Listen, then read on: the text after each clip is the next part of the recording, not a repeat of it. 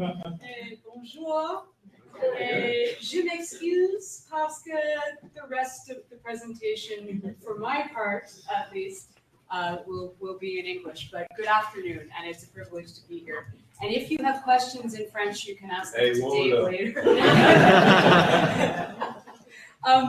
And I just wanted to say, I know there are some people who are participating online as well. So our Twitter handles are here, and the conference hashtag is here. And while each other speak, we will try to sort of keep track of any conversation or questions that are happening on Twitter, or bring questions in from our virtual participants.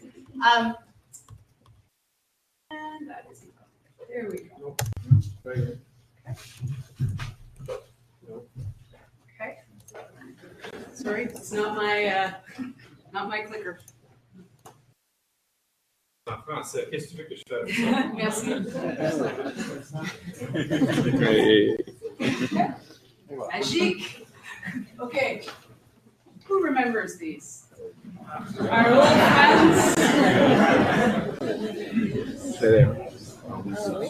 This was one of the first computers that I ever saw. I was just old enough that I didn't have computers in my classroom when I went to school. So it was actually when I started my teacher education program about 20 years ago that I first saw this computer. And they said, this is going to change education. And what we want to talk to you today is we're going to take the conversation up to about a 30,000 foot view and look at the big picture of what counts as education in a digital age. We're both actually practitioners. So I was one of the first people, actually I think the first person, to bring Moodle into a classroom at UPEI in 2005. Dave is also a practitioner, but our conversation today is really about this big picture of what counts as education.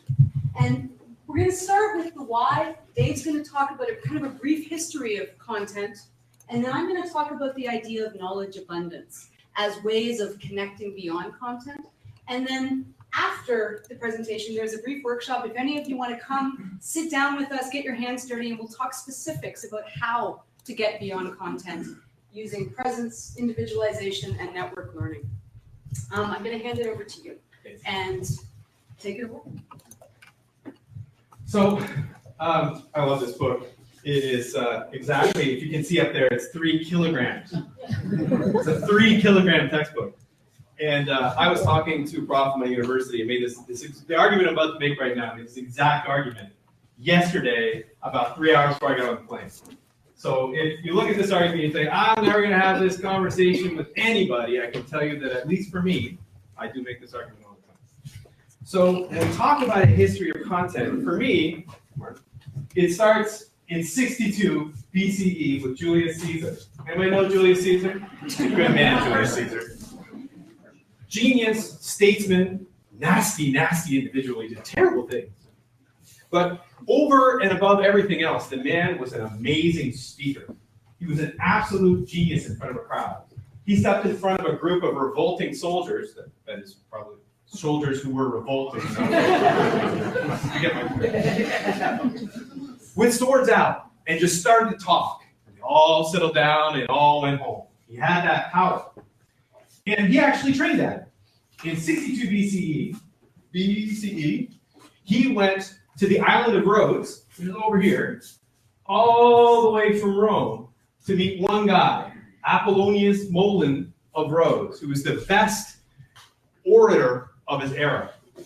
Cicero also made this same journey. Funny thing about when Julius Caesar did it, he was attacked and captured by pirates right about there. He later on went back, caught the pirates, hung them, and then put them to crucify them. He's a nasty dude.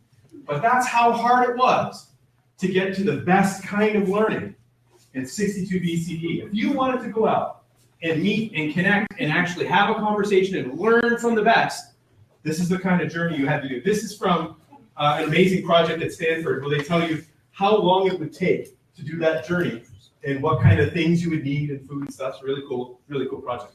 But anyway, because at that time, Content was people. You needed to interact with actual individuals at the top end of the spectrum if you wanted to get the best access to learning. If you wanted to actually communicate with the coolest people, if you wanted to become the greatest orator, this is the kind of journey you needed to make. You had to bring your way through pirates. We journey our way forward a little bit. When we get into the 13th century, Aristotle had just been rediscovered. At the University of Paris, they wouldn't allow people to read Aristotle's physics because it was too smart. And they were afraid that people would learn too many things. So taking this as an opportunity, the University of Toulouse created a pamphlet that they distributed around the University of Paris, saying, those who wish to scrutinize the bosom of nature to the inmost can hear at the University of Toulouse the books of Aristotle, which were forbidden at Paris.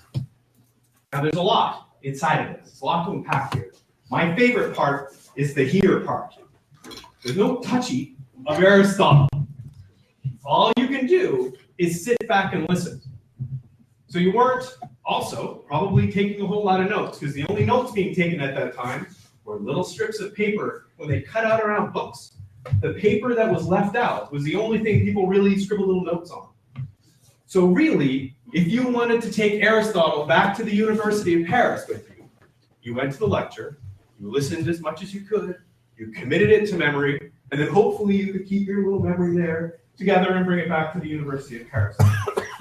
Because content in 1229 is dead people. The things they were studying was the stuff that was written down in books.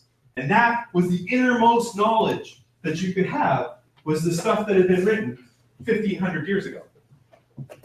There's something really powerful about that transition. So Socrates would say that the worst thing about writing is that writing can't defend itself. All you can do is listen to it. You can't build an argument with something that's written. You can only receive an argument. So by the time we get to the 13th century, we have people receiving arguments. Does anybody know this guy, Pestalozzi? Come on, one Pestalozzi. Yay! Always want one in every crowd. He's my educational hero. We're in 1798 now, we're in Switzerland, and Pestalozzi had a dream. He wanted to teach an entire country how to read. An entire country. An entire country within which he had about 100 teachers. So, after 4 or 5 attempts at building schools that essentially fell down, burned over, and fell into the swamp, he decided that what he was going to do is it's an amazing book. It's from 1801. It's called Gertrude and Her Children. How Gertrude Teaches Her Children. And essentially what he does is says, look, if I can take all the pieces that people need to learn, and I can break them into chunks, and I can get somebody to start at the start and just flip the pages along with somebody else, then anybody can teach. I assert definitely that a school book is only good when an uninstructed schoolmaster can use it at need almost as good as a talented one. So we have gotten to the point now where content is a textbook. Right? We've gotten to the point where we've had Apollonius Nolan way over there, who was a human that we interacted with, and we've walked our way down the scale to the point where the textbook is now the instructor. Who knows who wrote the textbook, but it doesn't matter. This is the content of the process that we're working with. Thankfully, we were all saved by the internet. No, I'm not suggesting the internet started in 1986. I know what kind of crowd I have. But by 1996, people are starting to think about the internet as a place where they may actually do stuff. Right? Lego had a great homepage full of cool things. Right? So, and by 1996, how many people started out there? I was told not to ask this question. I asked it anyway. How many people started out their educational career coding websites for learning? Anybody?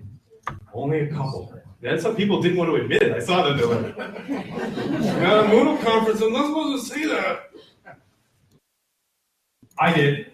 They were terrible. I went and looked at them last night on archive.org. Oh my God, it was a terrible design. But anyway, By 1996, we have this landmark article by the folks who built WebCT at UBC. And they were talking about this amazing thing that they had built that was going to allow people to log in. And then these were the three things, at the start of the article, these are the three things they said were going to really change the world, right? Location and time-independent delivery of course materials. We're going to take content and people from anywhere can look at it. That's a really transformational idea, right? We've gone from the textbook being only accessible if you're in the room with it, to the textbook being accessible in whatever room you're in, assuming you don't have 1200 baud dial-up, et cetera, or whatever. The ability to serve large numbers of students at a potentially reduced cost. We all know that didn't happen. Still hasn't happened. People like to tell us it happened, but it hasn't happened. And then this, which of course we all remember from 1996, for those of us who were on the internet, simple, usable interface, because things were not easy back then. So there was the promise, right? And there were other projects you could talk about. Jones was the one that you used back then. But WebCT for me was the first one that I noticed. Fortunately, I found Moodle later. That's another story. 2001, the content world totally changes from my perspective.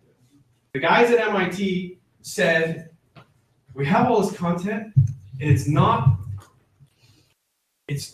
worthwhile to us to sell this content to anybody. So we're going to give it away. If you read the original sort of internal discussion, the minutes from that meeting, this is what they said. Not, we have this incredibly valuable brand thing that we want to use to take over the world, but rather, there's no way for us to make money with this, so let's give it away. The last time I talked to somebody who was part of this project, giving it away cost them $4 million a year in legal fees. MIT is just a whole other world.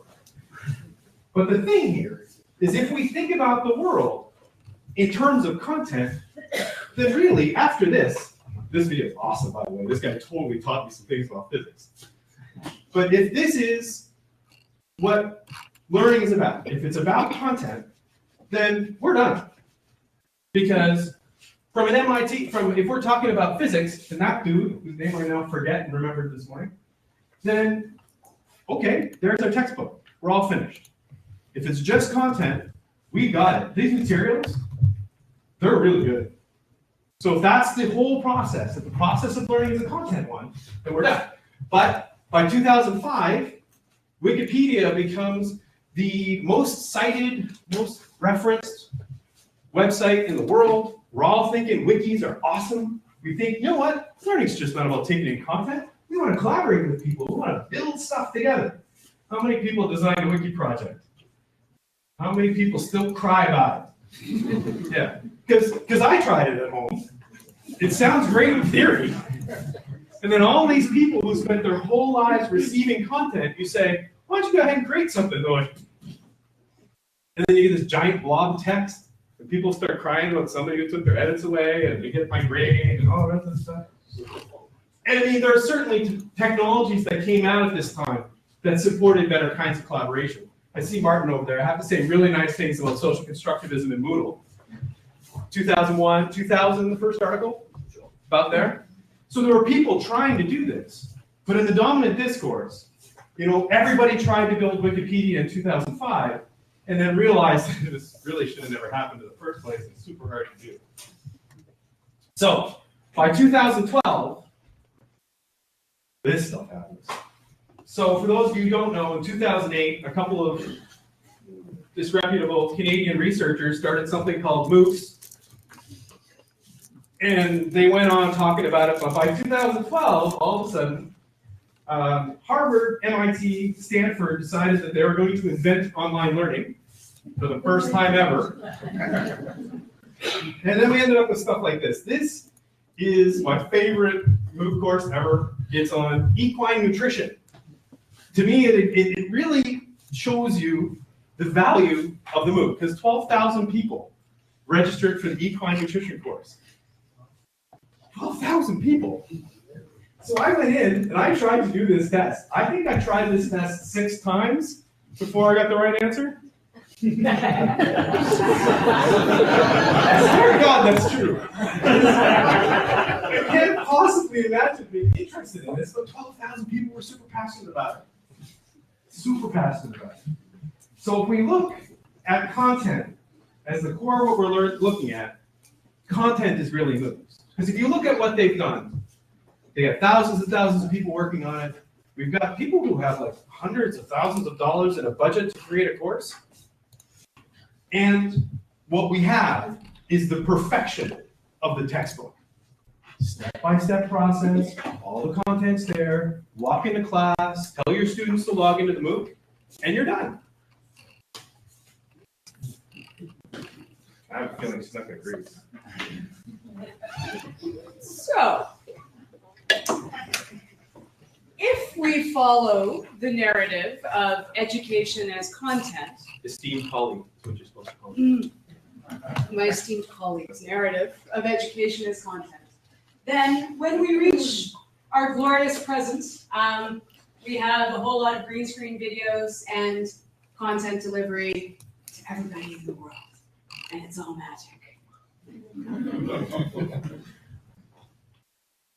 Because what I notice when I listen to Dave's narrative of sort of the history of content is what we see is a changing narrative of what it means to learn and to do education.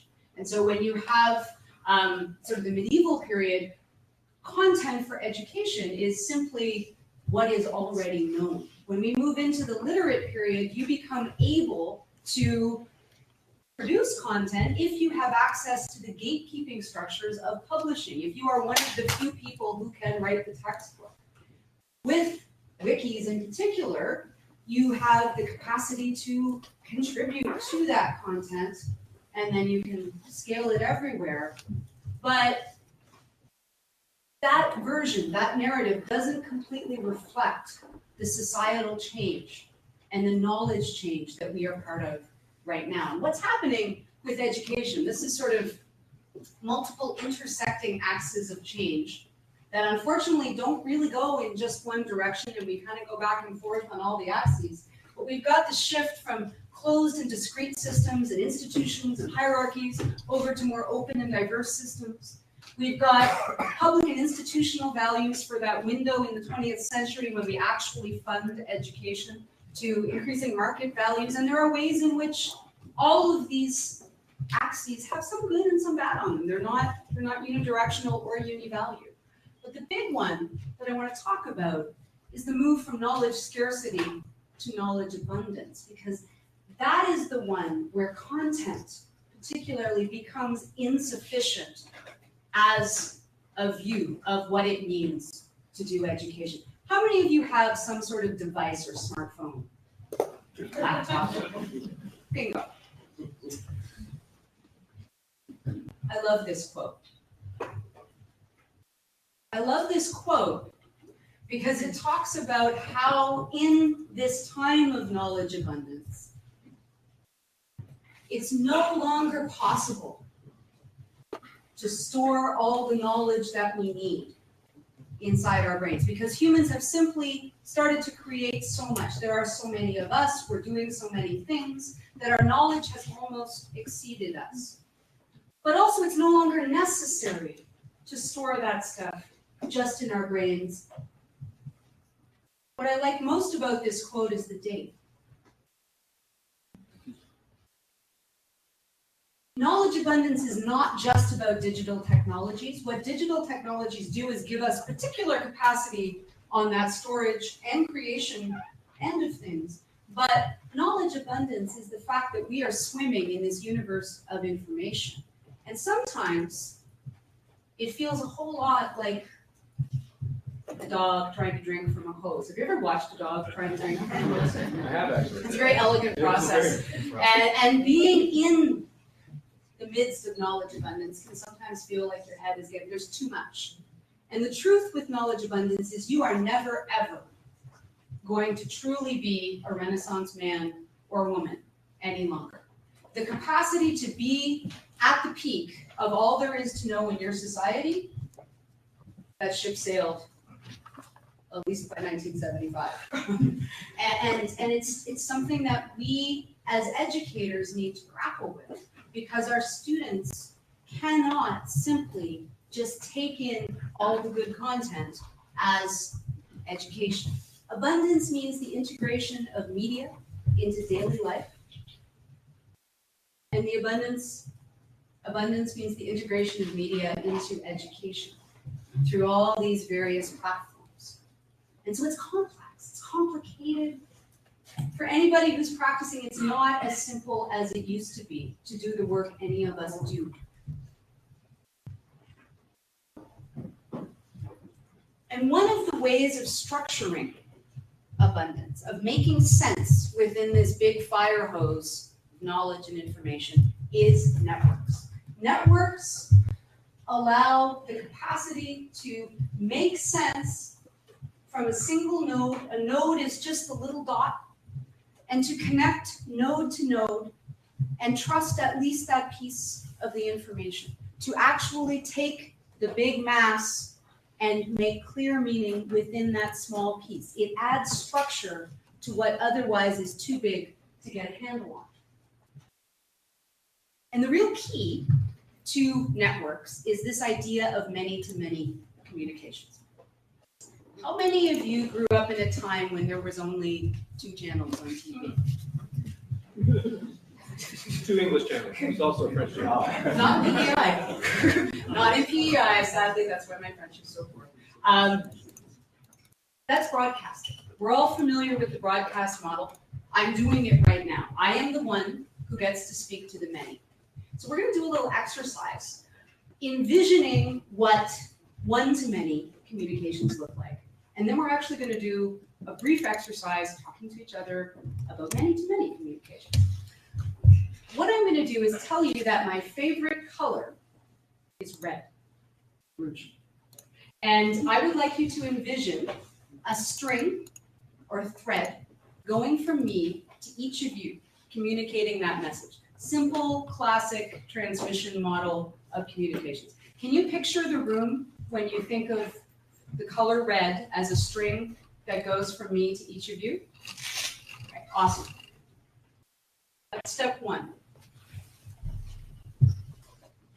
Where networks are important, where many-to-many communications are important, is that they connect different nodes. They change the whole shape of the room.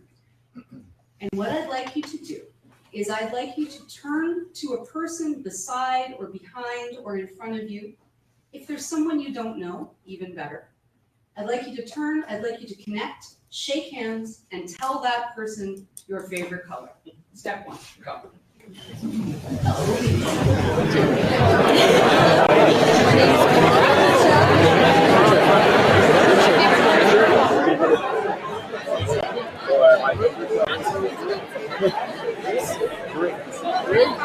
Mine is 25. Yes. The vibe, shown out, et pas beaucoup de saturation. Ok, Très spécifique. un verre jaunard, une rive avec le dessin, ça va aller. Je ne connais pas. Non? Mais c'est même la couleur. Je choisis la couleur, le nom pour plus la couleur. Je fais, ah, j'aime celle-là, puis là, du conifère. Est-ce que tu connais une couleur de conifère? Comment elle s'appelle? Step 1. Merci. Name that color? All right. Good. Now, what I'd like you to do is envision the communication between you and your partner in the color of the thread you chose. So your favorite color is green. And who did you speak to? This gentleman. Your favorite color is brown. So there's a green thread going between the 2 nodes and a brown thread going between the 2 nodes. Please picture that just with you and your partner. Okay, can you see it? Got it? Excellent. Step 2. Please turn to another person, a third person. So you will turn, for instance, to him, or both, and tell them this gentleman's favorite color. Please.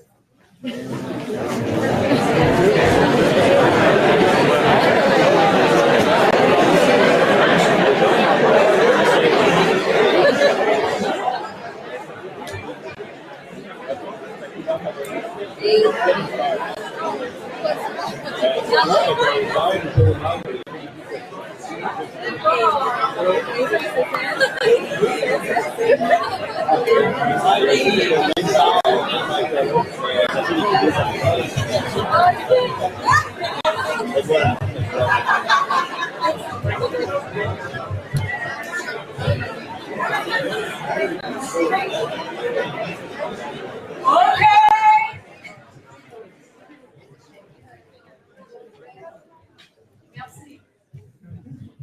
So, now I'd like you to picture what the thread looks like as it connects out from its original node.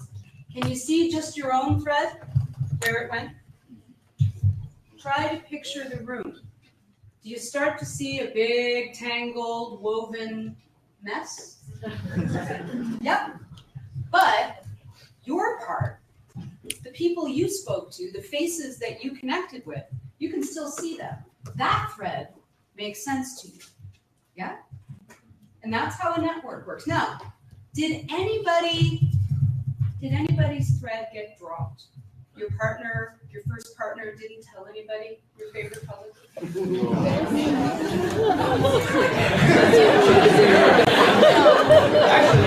you dropped it. I did. I dropped Dave from shouting blue at me across the stage, and I didn't tell anyone. That's my fault. I talk too much. So you don't. Oh, no. That's what happens. How many of you use Facebook? You ever post something on Facebook and nobody likes it?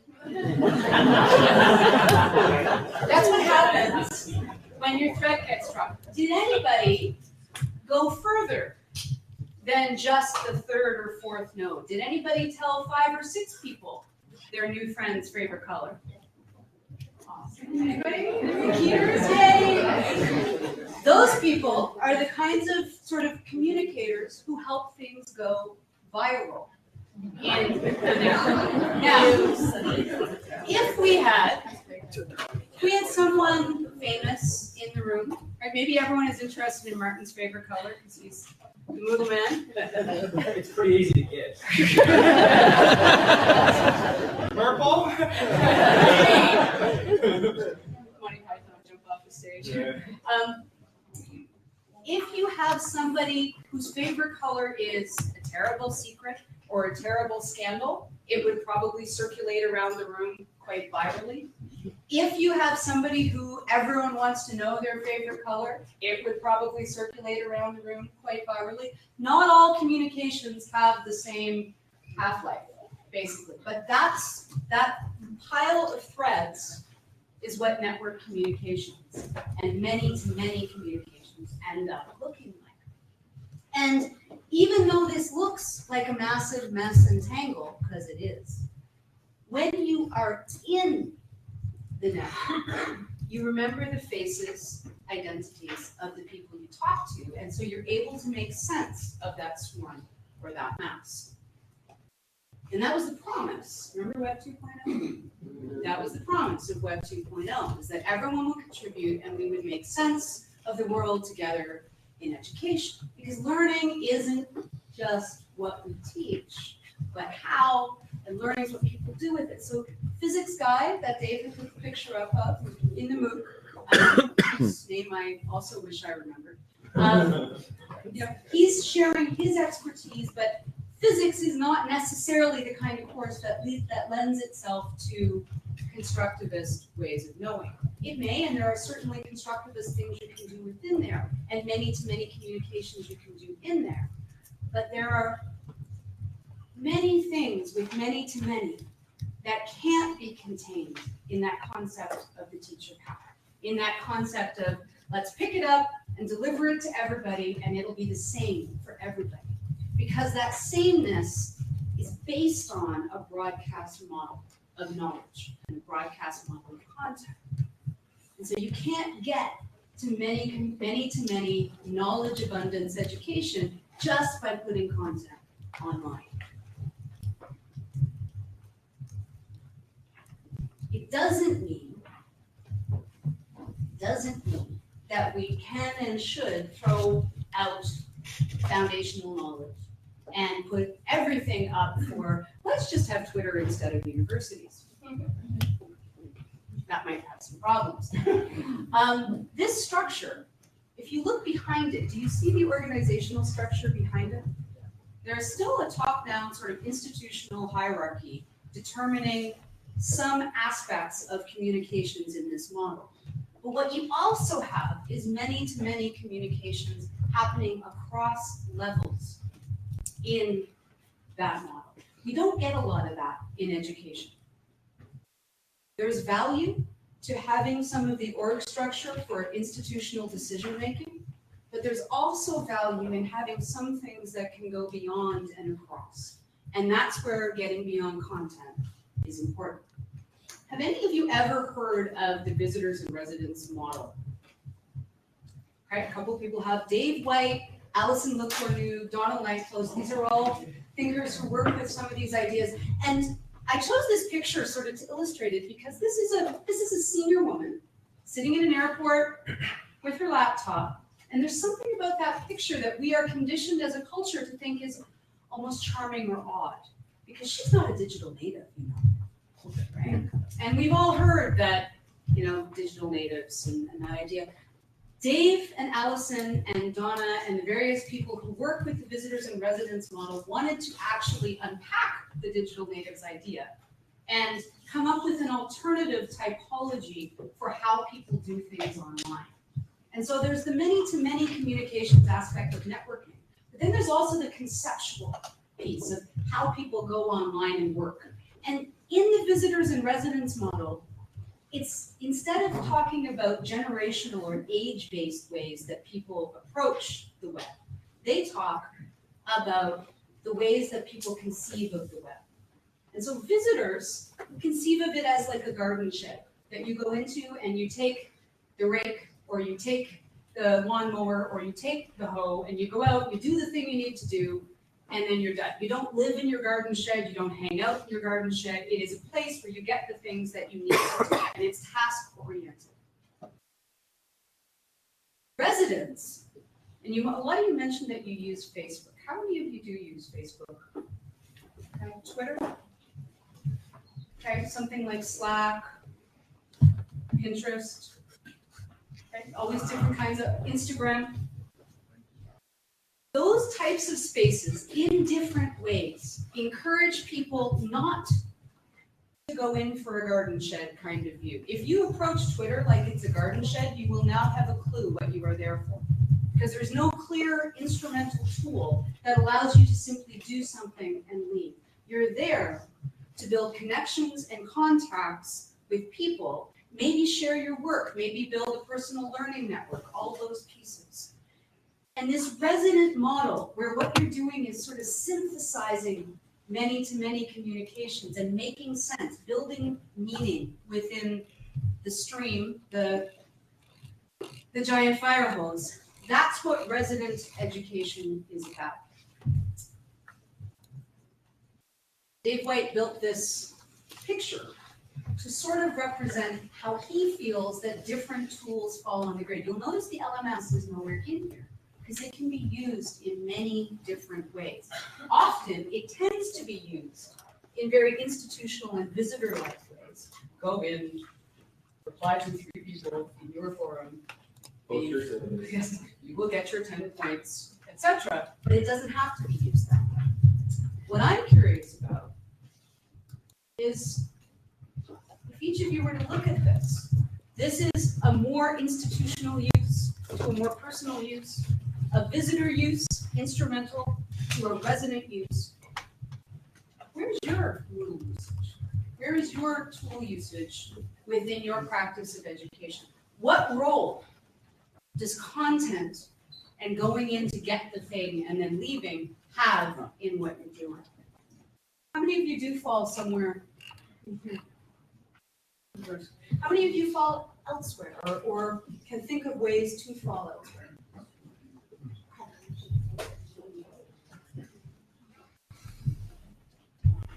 When we prioritize content, we are prioritizing visitor approaches. Now, visitor approaches can be valid and meaningful and useful, just like content delivery video MOOCs can be valid and meaningful and useful.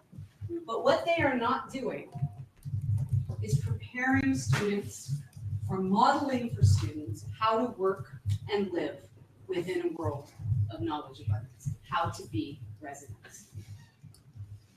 So when we look at these pieces together, the history of education, am I wrong? Let's assume I'm loud enough that it doesn't matter. When we look at the history of education, as we scale up, we tend to depersonalize. As we scale up, we tend to get the person out of the way. And actually, the whole other separate thread here is as we care more and more about assessment, we get less and less personal as well. That's a whole other thread we're not directly addressing, but it does the same kind of thing. So we're caught in this process that if we don't resist, if we don't dig in, the scale takes over. And all of a sudden we are all watching MIT videos. And we are all sort of just becoming part of the greater global movement, which gives up on localization, which doesn't give us anything. Being in Montreal is such a perfect example of that. You know, Bonnie and I were saying when we got in here that it's such a distinct city, right? It has such a local feel to it. And you see that in a lot of different places, whereas those MOOCs are global. Those textbooks are global, right? They don't allow for that personalization. We have to dig in to resist that. And the technology can bring the personalization. It can connect people beyond the content. You can wrap your arms around it and get in there and actually have both of those things happen. You can take advantage of the scale and still touch the people involved in the process. Because each one of the people on this chart, the course I had a couple of months ago, they're all actual people. And they're all making connections with other people. As you see the colors in here, it's a slide further on that we'll talk about after that gives a more distinct picture of how this works out. There are communities that form where people are actually engaging with other people. So the question becomes then, is what are the strategies for doing that? We got a session that follows up on this, where we're going to talk a little bit more about the specifics of the way that we do it, the way that, so the research that we've seen that we think is particularly relevant approaches. Martin was saying in the Twitter chat during Bonnie's talk that it's sad that we're still talking about how content isn't everything in education in 2015, whereas Bonnie suggested in 1975, and frankly, 150 years ago, I mean, Dewey was talking about this a long time ago, 150 years ago. We've been talking about this for a really long time. So what we're hopefully going to offer in the session that follows here is some of the strategies that we've used to try to actually, both as educators, but also as people who work with educators, to try to give people frameworks that allow them to understand the distinction between content and connection. So one of the first things that we'll talk about, and this Bonnie will talk about, is presence, and the three different kinds of presence that you can use online and the ways in which conceptualizing that can help you bring that connection to your classroom and get past the idea of simply using content in an online space. Because when you switch from content to connection in a face-to-face classroom, understanding that is really easy for them. They understand because they do it all the time. But if they're visitors on the web, they're going to have a really hard time understanding how to have those kinds of resident conversations on the web, because they don't have them yet. They don't understand that connecting between people is connecting between people. It's a human state, and this presence approach can be one that's really useful. The stuff that I talk about, does anybody know what this is? Anybody have this in their garden? You're all very fortunate people. This is Japanese knotweed. It's the most nefarious, invasive weed. Somebody nodded. I noticed they're not crying, so they don't have it in their yard. And what it does is it spreads. It's resilient. When they had it, they found it at the games, the 2012 games in England. They had to dig down 30 feet and 30 feet around it just to make sure it was gone. But what it is for me, it's a model for how learning can work. Because it's unpredictable. It moves and twists in different directions. It is resilient. And when you take content out of the beginning of the process of learning, and you allow people to be individualized, to take their own journey, to make their own maps, then you can have this kind of really resilient look, really resilient perspective of education. And you can control that on the other side using some learning analytics stuff that we'll talk about as well. So when you map up the freedom that you can have on the internet to make new connections against the ability of things like learning analytics, the data stuff that we were talking about, to be able to track and see how connections are made, is a really powerful vision for how learning can work. And the last one, Bonnie will talk about the master's course that she taught this summer in Ed 1-to-1. You can see here where the learning analytics gives you a perspective on where people are inside the process. So we invite you to come out to that session. We should have about 15 minutes for questions. That's perfect. So the final note, in an age of abundance, education needs to be more than our 3-kilogram textbook. We've got to get past it. If we don't, we're going to be giving, A, the power over the learning process to people at MIT, to Pearson Publishing. And I think more importantly, we're not contributing to the things we really want to be about, which is, a more dynamic society and that lifelong learning that comes from putting students at the center of everything we do. Thanks.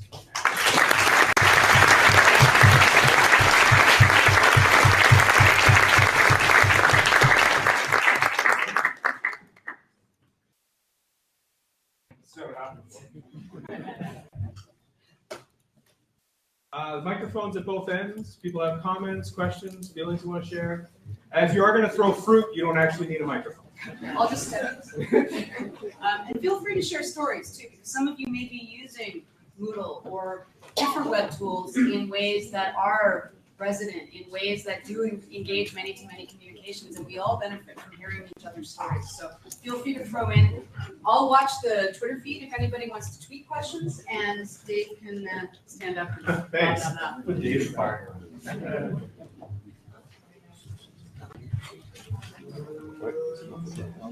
Question.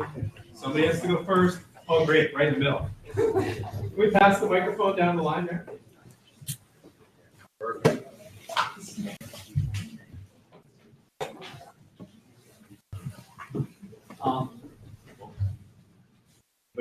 Yes. You're in. Yes. So this all sounds really nice, but can you give us some examples of how this is? I told you to be the first question. Go ahead. Finish your question. That's it. How would you apply this? Okay, so one of the things that absolutely one of the things that I'll talk about in the session later, and we debated whether or not we would actually get into specific examples during the talk, is learner contracts. Do you ever use learner contracts and sort of, do you know the concept I'm talking about? Okay, so a learning contract essentially says that if you take, put one up.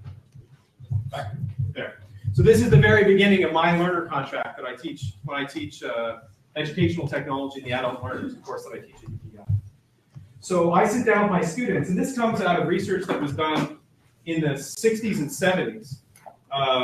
Malcolm Knowles started this stuff in the late 60s when he was talking about adult learning. The problem for Malcolm Knowles in the 60s and 70s, he had no access to content. Right? He didn't have the abundance of the web to work with. But what he would do is sit down with his students and build an individualized syllabus with every student that responded to what they were trying to get to and build towards the things that they were doing. So in my class, I sit down with my students. I actually have a bit more structure than that. I find that my students are too far away from that concept to start from scratch. I think if I had them 2 or 3 times, or if I was working with a whole faculty like that, you could build it up better. But they'll pick which assignments they want to do. They'll pick how they want to do those assignments, and frankly, how many. So my students will all pick the final grade they want to have at the start of the course, and they'll say, I want an 80. Because for me in my class, I'd rather you do less work and do the work you're going to do really well than try to do all of it half-assed. Get the same, you're going for an 80 anyway when you go in. But I'd rather that 80 be all really great work rather than stretching it out. Because people have lives, right? When we look at our students right now, the conference we were at last week, 75% of students that come into university right now are non-traditional students. So aren't middle class, white, et cetera, et cetera, et cetera. Students whose parents were professors. Students whose parents were professors. So they all have a really complicated personal life, and I'd rather them be able to negotiate that honestly with me than be forced into the same box as everybody else. Self-student work, but they can do the work in their own way and they can follow their own sort of journey. Because every one of those students comes in with a different background, different skills, and whatever else, and I want to move them along the continuum as much as I can. So that learner contract, and you can find it online. We go through it together as a class, and then go through it individually with each student, and sort of give them a chance to map out the journey they're looking to do. And like I said, in the workshop, we'll talk about building presence online, various forms of individualization, including using data as well as learner contracts, and then sort of networking education. So one of the things that I do, and we'll talk about, is how I use Moodle as a core to almost everything that I teach at the university and in that context. But I also do try to build out using other tools that sometimes, depending on the class and where it's appropriate, connect people to people outside the classroom. Because that part of being a contributor to knowledge abundance is, my view is that it's my job to scaffold and facilitate that capacity in students. And I need to navigate identity in public. I need to navigate all sorts of safety and legal issues. And yet I have successfully found ways in certain courses to get students to engage with a larger audience. In the case of my Masters of Ed students, they're all teachers. So there's a lot of fear about being online. But this past summer, I had real success actually getting them to use Twitter, which surprised me because a lot of people at this point have already made the decision that they either use Twitter or they don't use Twitter. But we found some safe scaffolded ways to try to build that and got them into a conversation where the 26 people in my class were in a conversation with 250 people talking about an article for 3 days, sort of on their own terms to a fair extent, but built in that many-to-many piece, because I needed them to have a proof of concept. People are not going to buy in to many-to-many communications, to networks, to resonant ways of living in knowledge abundance and learning in knowledge abundance as lifelong learners, unless we scaffold some of those pieces for them. So that's very much what the workshop will take up. Does anybody else have any other questions? We still have about 5 or 6 minutes to go. You want to ask? Sure. Did you hand the microphone back, or you still have it? You want me to yell? You can yell it back. I'll repeat back your question. Does this work with younger students than university students? like in K-12? The question is does this work with younger students and university students? You want me to take a look? Sure. So there are a lot of models being used in K-12 like this. Genius Hour is probably the easiest example. So there's a lot of schools that will take a single hour of every week and allow the students to very much be in control, not only of, not that student-centered learning where the professor totally structures everything and they allow them to choose their own path, like one of those novels. It's like, oh yeah, I went to page 74, but actually design the curriculum of the class they're doing. So Genius Hour is by far the easiest one to track down.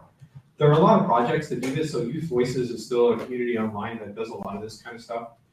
My favorite person for this is Monica Hardy in Colorado. She's totally deconstructed the school, and essentially she's not only doing the curriculum breakdown inside of a single class, but she also does it across different years. She's brought students together in that way. I mean, again, Montessori was talking about this 100 years ago. And it's totally possible to do. The thing that we have now that they didn't have when these theories came out is the abundance is there, right? We have it to use. We have access to all these people. We don't have to take that 12-day journey through pirate-infested waters to get to the smart people anymore. And that's huge, right? The problem is that history has pushed us in this way. We got to put our feet in the ground and push back.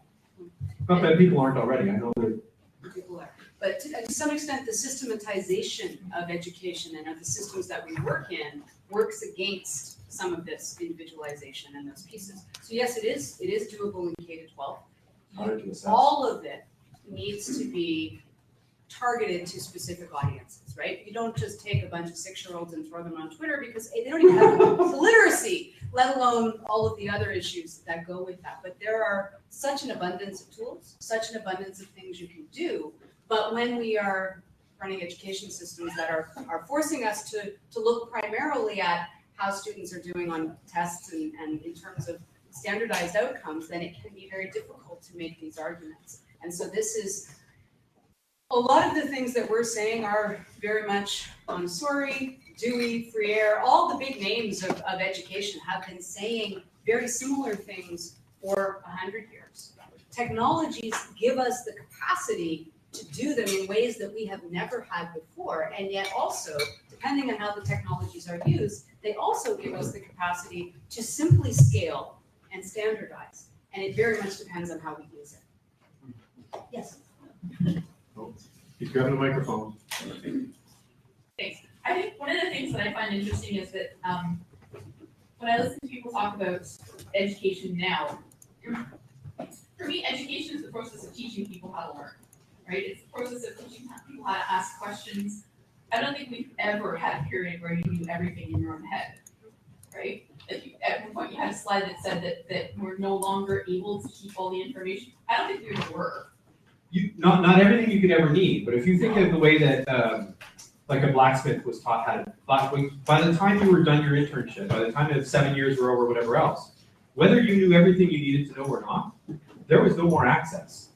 So if you were the only blacksmith in your town, there may be one person you see every once in a while, there may be whatever, but you don't have that constant access. So the process of learning, like those guys who went to listen to Aristotle and Toulouse, whatever they could remember was pretty much what they had coming back.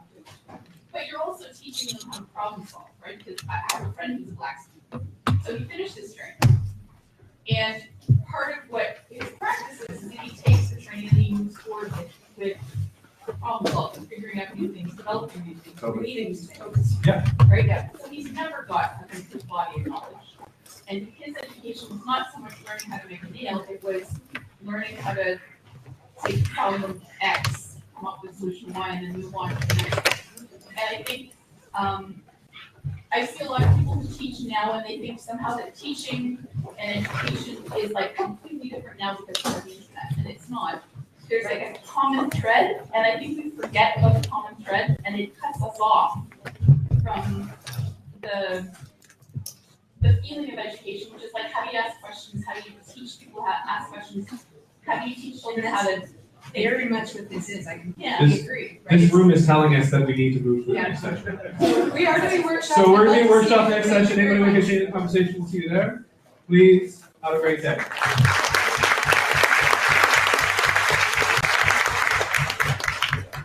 The terrible, horrible thing right now. I'm not actually going to make everybody come and sit in the front like the bad children in class, but I am going to ask, even if you could cluster just a little bit closer together so that we can at least be near the mics. We would love to hear from you and stuff like that. So those of you who are near the front, that's great. But if you wouldn't mind coming down a bit, that would be glorious. I think they do mind.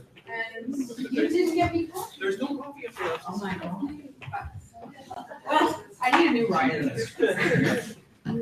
I just want to make sure that people can talk to each other. That's all. The other thing, just before we start, your question about with the blacksmith piece, the thing that I think sometimes gets lost in the concept of knowledge abundance, it's not that people previously never learned new things.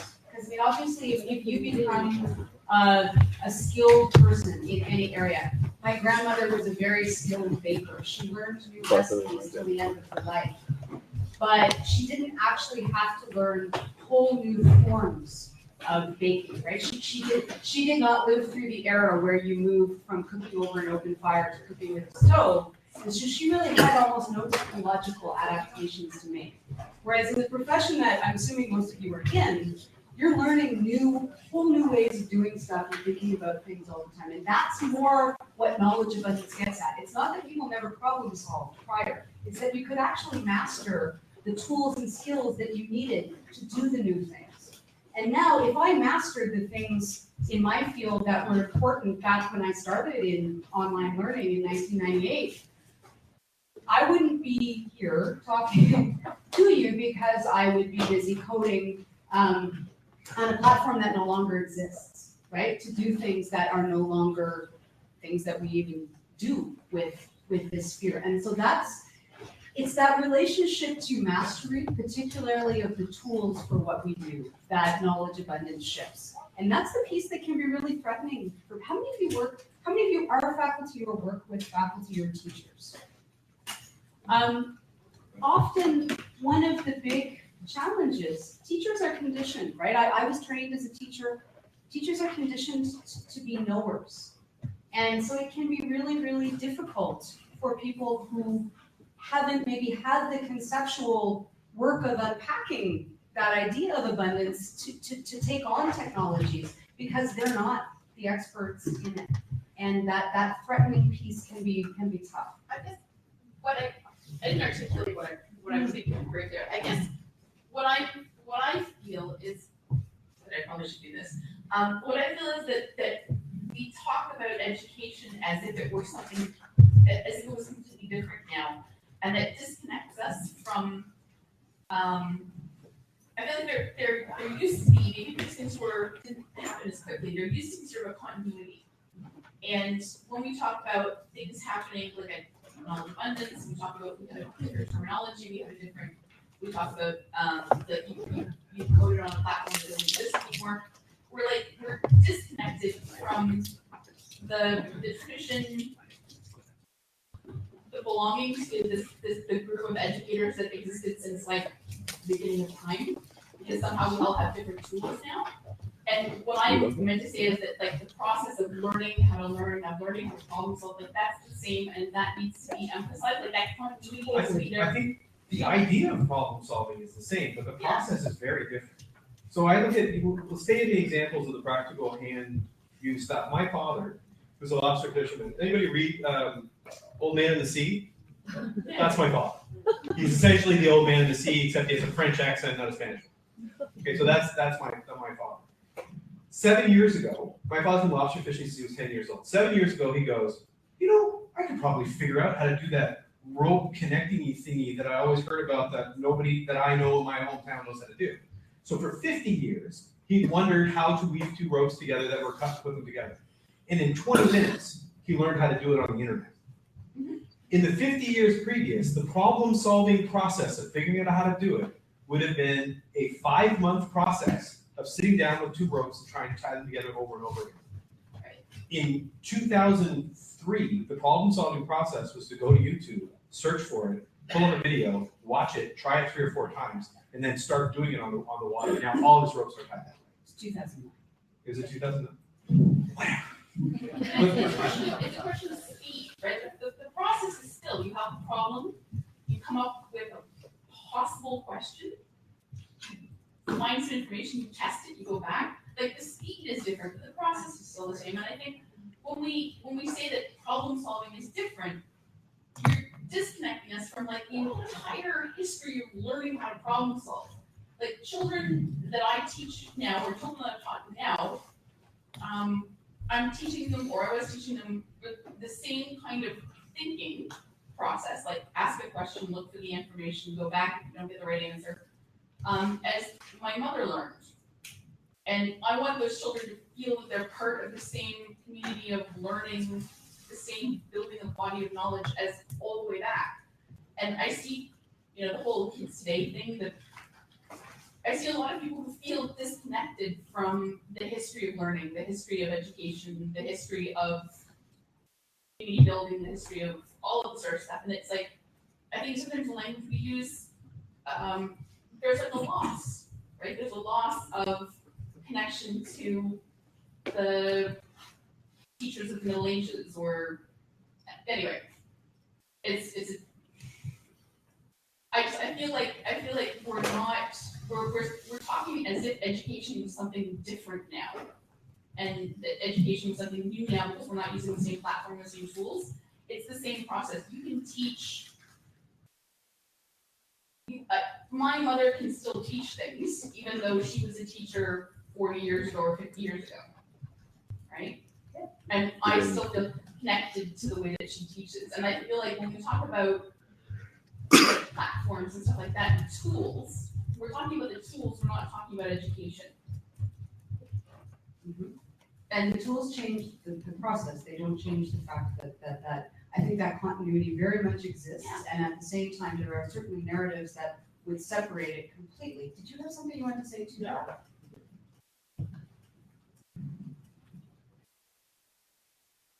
So I sort of want to re-articulate that, but maybe provide a different model for what you're talking about. I've been involved with technology teaching for 35 years now. So I've seen a lot of platforms come and go, and a lot of philosophies that riff with the past, and this is a whole new way of doing things. And once I started seeing the results, it's pretty much the same stuff in many cases, just repackaged. And then there are some new things. So I don't think we're breaking with the past. All of those things that you showed are all still very valid. If you go across the world to talk to a guru, that's still a very valid way to learn. The only thing is now I can get them on Skype. Yeah, but you may want to deal with them face to face. There's Sure. values Totally. that you don't have on Skype. If you have the money. So, the model is not that we are breaking with the past, but we're getting, the picture's getting bigger. We're introducing new things. All the old things are still in place. All the old procedures and ways of learning and ways of teaching are all still there. We're adding, it's just getting bigger. And it's like, Einstein's theory of relativity and stuff like that didn't remove Newtonian physics. It's still valid.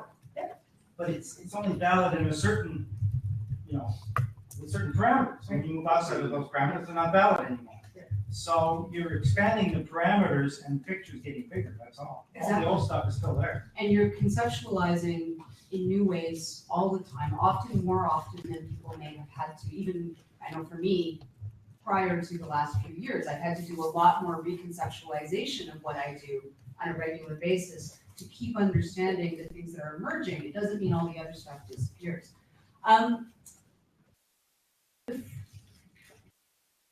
Yes, and do you guys want to do this as like a workshop of how to, or do you want to do it as a questions piece? Because we can do either. We have about half an hour. What? Is that 20 right? minutes. We have about 20 minutes. Let's just keep the conversation going. I'd be very happy to do that. Because the slides are frankly online, and you're welcome to come and talk to us. Yes, my only point is all the time what I'm learning, I use all the platform you're talking about. I used to be a teacher. I take care now of a small college. We teach 2D and 3D. And what I've learned a couple of years ago is that kids are telling us what is the way to do. And we try so much to influence them, it doesn't work. Now, I heard about the contractor doing. What we do is that they got to make a video at the end of 3 years. That's going to be a card that everybody's going to want them to work for a company like Ubisoft and things like that. So in the meantime, instead of having a hey, they want to have the best production there is. And the teacher is only there to go to the storyboard and at each step of the way, telling them, well, you see, you're reaching for this, but you're missing a point. And then they're learning by themselves. If you don't do that, they're going to go on lynda.com, digital tutor, or whatever they need. So you got to have the reverse classroom. You're talking about Twitter. As soon as they got in the group, they all in a Facebook group, and they exchange anyway. So what I've learned is that there is so much to learn, so much available right now, that all we can do is pinpoint the passion to them. There is nothing else to manage. They're going to do what they want anyway. They don't want to have the old session, like don't do this, don't do that, this is better, because they don't believe us anymore. Because what we gave them is crap. Sorry about that, but look around. It doesn't work. And they're trying to do something else, and I think, what we can do is move forward with them, learning the best way we can to give them the tools. But, sorry guys, but they are deciding right now. That's all I have to do. And there's something really powerful and that's, again, that visualization of many to many, where you have communications that cross the hierarchy, that cross the levels on sort of the hierarchy of roles. When you, as a teacher, who are kind of up here above the students on the hierarchy, when you're actually taking information from them or following their lead, then you're allowing for some of that shift in roles, which is mostly how the world actually works, right? Yeah. Thank you. You wanted to? So I have an example that I think would be many-to-many network of how someone is using this in a grade 4 class. So you're saying how Twitter's inappropriate for 6-year-olds, so in a grade 4 class. It's different. We have a 7 and a 9-year-old. So That was a big the difference between grade 6 and grade 1. So they were in a French as a second language class. Partners were creating a project, I don't remember what the project was, in French. And not only were they helping each other create it, they were sharing it instantly on Google Docs with students at other schools in their board. They were paired up with other students and they were peer editing each other. And then maybe at another school, someone would make an edit and they would say to the person beside them, well, what do they mean by that? What is that verb tense? And it got a real conversation going amongst the partners and amongst the groups within the class and then with the teacher if they couldn't solve the problem. And it was a really interesting way of using technology. That's great. And one of the things, again, we've known in education for years that real world audiences matter to students, right? And it's, when I was in grade 6, we wrote books for the first graders. And that's still a wonderful and valid thing to do in classes. But your students can, grade 6 students or the grade 4 students can also be writing for audiences anywhere. And that extension, that capacity to see themselves beyond the walls of their school can be an important part of forming kind of resident identities with kids. I think the other piece of that, just to reflect back on where we are with this conversation in terms of the possibility for change, is that setting up that project that you're talking about when you were in grade 6, I won't make a chipping in stone joke. We have books. Was a really gigantic undertaking, right? With the paper and the organization and the coloring and the drawing and all the rest of those things. I mean, our kids just did one recently. They're giant undertakings. Whereas the blog post that goes on the site, it's a totally different level of how much work needs to get involved in the process. And I think that the facility with which you can reach audience, the facility with which you can actually produce the content, in terms of teacher workload, makes a big difference. Depending on teacher comfort level, Yeah. to be fair. Yeah. That's That's training. Somebody over here.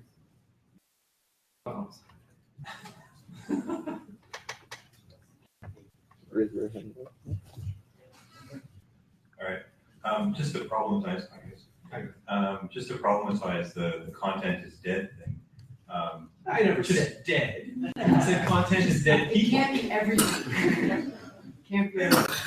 I just feel like, shaking it up a little bit here. But, so I'm working with an Indigenous community, with the Inuit up in Moot here, and there isn't a body of content that they can easily Google.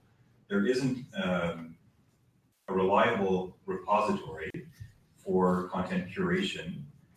And it does mean, to some extent, creating that content.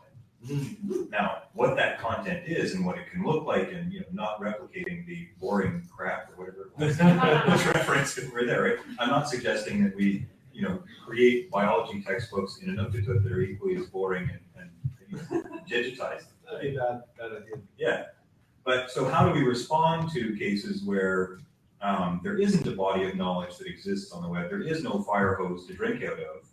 And maybe our role as content creators and curators is to impart the skills of instructional design, or of how do you to empower our learners to be able to create content that is meaningful to them, and to give them the platforms to be able to publish that content, tag it appropriately using metadata and whatever, right? Like maybe our role is shifting from creating content to facilitating our learners' creation of content, and connecting our learners with other learners, in my case, around a certain polar region. But Fully agree.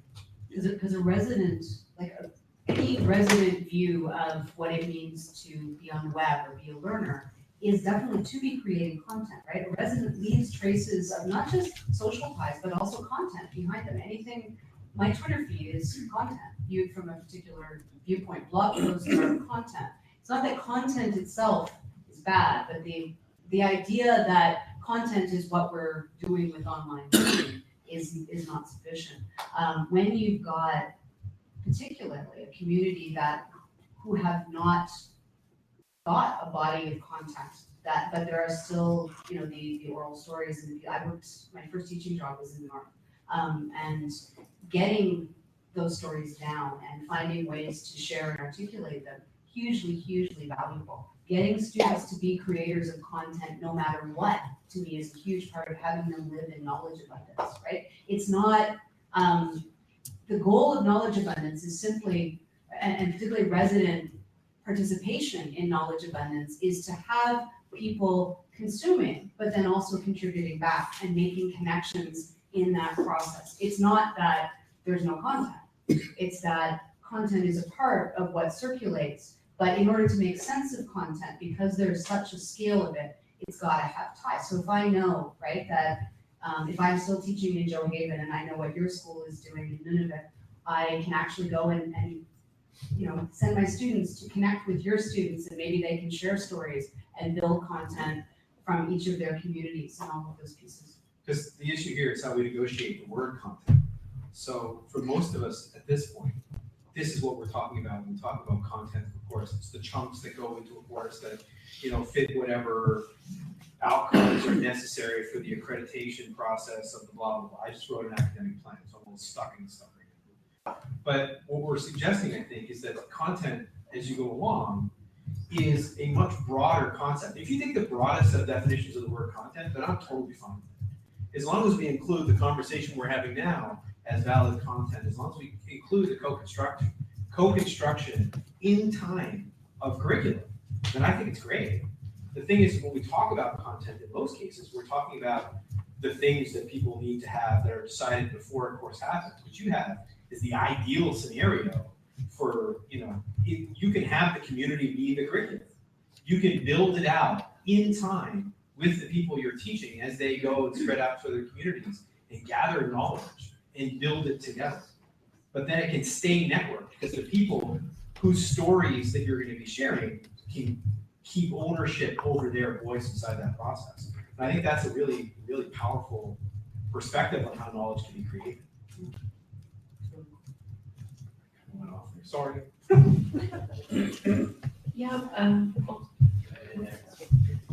You refer to Coursera as an example of how sometimes MOOCs just put out content there without really providing means for personalization. Yes.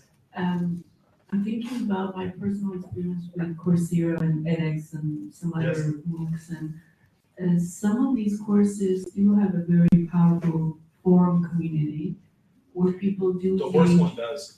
Yeah, the example I showed, the horse people, they're super passionate about equine nutrition. Yes, exactly. And the conversation and the dialogue that's going on in some of these forums does sometimes go beyond content. So is that the forum, the embedded forum functionality, is that not maybe an example of the personalization that we're looking for? If it's not perfect or sufficient, how can these MOOCs be redesigned to make it better? We were at a conference in California earlier this week, talking with Justin Wright, who was with HarvardX, and they've just done some research on how people are using MOOCs, and actually they have a real struggle because the edX platform, edX itself will admit, is awful to use, right? It's not really designed for human sociality, let's say. It's very, very, and so it's complex and it's unwieldy. And yet there is human sociality in those spaces, because there is always human sociality wherever there is learning, right? And the capacity to make sense of that is important. The problem actually for a lot of the big MOOCs, what Justin was saying is in the research that they did, there's a significant portion of people who actually really just want to come and get the content. And so some people will choose to use the forums, and they end up, because they have such scale in numbers of people signing up for these courses, a very small proportion, usually, depending on how facilitated, are the people in the forums. But when it's a very small proportion of 12,000 people, it's still quite a robust forum, which is great. However, in terms of their capacity to integrate them more, when instructors now are trying to do more forum-based, more connection-based stuff in MOOCs, they're getting pushback from the people who sign up because they're like, where's my good video? I want the 7-minute video. They wanna do it independently. And that's great. You probably will find the same with some students if you try to implement learning contracts. We have cultural narratives around education that we all absorb from a very young age, right? I always talk about sort of the Lisa Simpson. Many of us who go into education were Lisa Simpson. I was the, please grade me, right? And so many of us absorb and identify with these narratives that education is about what I know and I am the knower and I would like to know more and I've just come here to get more.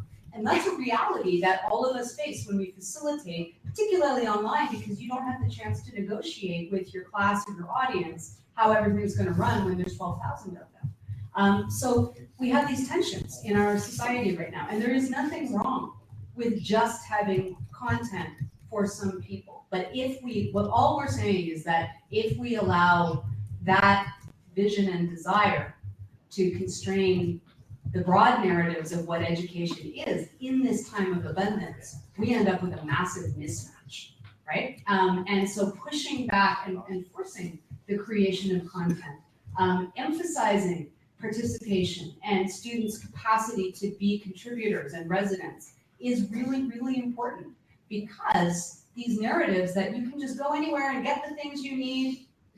And that's learning. And that's the sum total of learning, because it is learning. It's just not all that learning is. And so that's the political tension. So I'm not going to talk about other models of MOOCs, because if I start, we'll be here for an hour. But just to address Coursera specifically, Daphne Collar has been very clear about the way that Coursera designs its platform.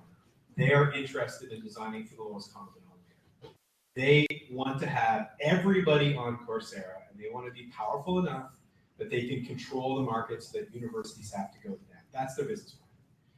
And so while people like Sean Bain at the University of Edinburgh and EdCMOOC can do a fantastic job of breaking Coursera so that it becomes a collaborative platform, it is very specifically not being designed like one.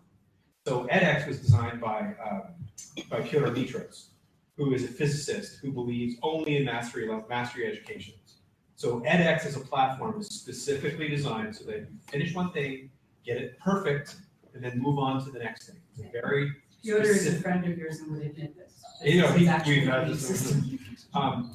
But the design, the pedagogy is embedded in the design of the system, right? It is a belief, a knowledge that it is finished, and that what the learning process is acquiring truth and passing along. It is total transmission, which in some cases is totally useful, but from our perspective is not the total sum process of learning. But we can talk later about other new models. Not a physicist. Was you, sir? Yes, I had a question about accreditation. You mentioned accreditation. Is this a problem? I know it's a problem around military college because distance education is always being hit by, the accreditation, because it goes year by year, and we've got a bunch of programs going. So it would seem to be a conservative influence on any course change, because the easiest thing to do is just show them the course manual from the past few years. Yes. Can you make any comment on that? We just spent 2 days talking about this. So to me, the biggest impediment to online learning is the asynchronous course hour. So we have no way to talk about learning from an online perspective for accreditation, because the only way that accreditation, almost every accreditation process I've seen goes, is take the face-to-face course, take whatever those outcomes are, do the same thing online. So it doesn't allow you to design from an online perspective. You're inevitably tied to the face-to-face space. And I've not seen any research of anybody that I could point to say, this is a crazy way to do this, because we're totally tied to all of the affordances of the physical space. Now, there are great affordances to physical space. They're just different than online space. So I think that and we're actually working with a group of people right now to do this, until we can explain to the accreditation agencies that we need a mechanism that doesn't involve us sitting down with faculty and totally rebuilding it, that allows us to have a bridge between the ways in which we talk about outcomes online and the ways in which we talk about it face-to-face, we're going to really, it's a conservative influence is one way of putting it. It's a huge problem in the way of any kind of innovation online. I would say, I totally agree. And it's very much at least embedded in higher ed. So it may be somewhat different in K-12, but in higher ed, the idea of content equals course equals 36 hours per term is so deep down in the structure of what everybody does and what the professional social contract that everybody has signed to be part of higher ed, that even just unpacking it is kind of brain-breaking and quite challenging. You know, doing your job in a face-to-face space is showing up in a class, at least, it's more than that, but it's at least showing up into a space for 36 hours a term. Whereas in online space, what does that look like? I don't know. Is commenting on a discussion forum, is that grading people's papers, or is that the equivalent of an hour outside of a classroom? I don't know. I don't know anybody else who does. Okay, so thank you. My impression was it was a more serious problem at the undergraduate level because people may be a little more flexible. I agree. But you got 25% you're allowed to move in the Maritimes. You're allowed to move 25% before you have to go back to MPHEC and rewrite. But 25% change of in your the course course content. Sorry, And again, it's sorry. about content. Yeah, you're starting to shorten. We've worked together. I think we've got time for one more question. It's 3:04. Actually, I don't want to blow up the next. Oh, we're waiting to break. Going to break, so yeah. So one more question. So, Feel free to run off for coffee. I totally understand. I'm also pretty short. Bah là, c'est bon. I work with faculty. My faculty are clearly visitors. Yes. And my All of us? students, Ouais, yeah. Wow.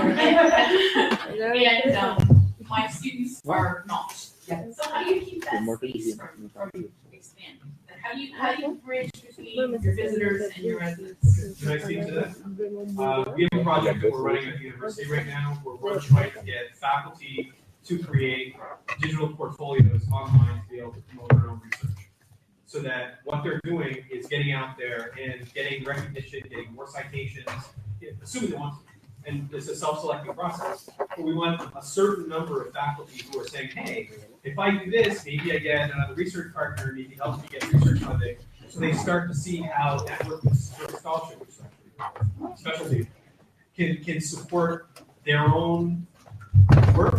But through that process, become increasingly more resident themselves. So when we go about working with students, they're like, they have some experience to donate to the process. And I think the key is starting with a platform that students aren't already resident in and socializing. Like I wouldn't start on Snapchat by trying to bring a faculty member. I'm just imagining Michi on Snapchat. Yeah. That's fixing my day pretty much. There you go.